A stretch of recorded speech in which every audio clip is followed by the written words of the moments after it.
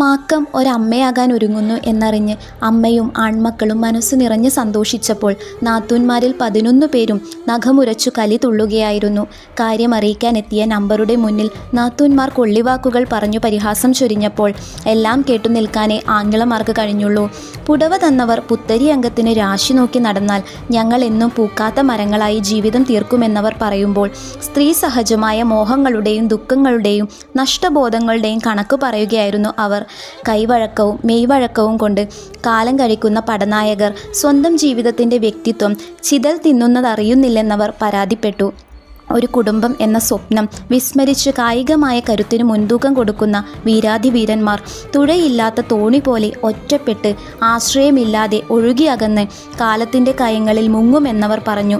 എല്ലാം കേട്ടു നിൽക്കാനേ ആങ്ങളമാർക്ക് കഴിഞ്ഞുള്ളൂ.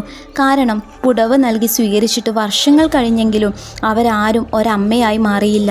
ഞങ്ങൾ ആരും ഒരച്ഛനായില്ല. കുറ്റങ്ങളും കുറവുകളും ഭർത്താക്കന്മാരുടെ തലയിൽ വെച്ചു കെട്ടുന്ന ഭാര്യമാർ അവരുടെ മുന്നിൽ നന്നേ ചെറുപ്പത്തിൽ സുമംഗലിയായി തീർന്ന മാക്കം പെട്ടെന്ന് ഒരമ്മയാകുന്നുവെന്ന് കേട്ടപ്പോൾ തന്നെ കലി കൊള്ളുകയായിരുന്നു. ശപിക്കപ്പെട്ട ഒരു ജീവിതമാണ് തങ്ങൾക്കെന്ന് സ്വയം കണക്കാക്കിയ നാത്തൂന്മാർ കടവാങ്കോട് തറവാടിൻ്റെ മനഃശാന്തി നഷ്ടപ്പെടുത്തി നാൾ കഴിച്ചു. 13 പെറ്റ അമ്മയെ അവർ സ്വയം സദാ വേദനിപ്പിച്ചു.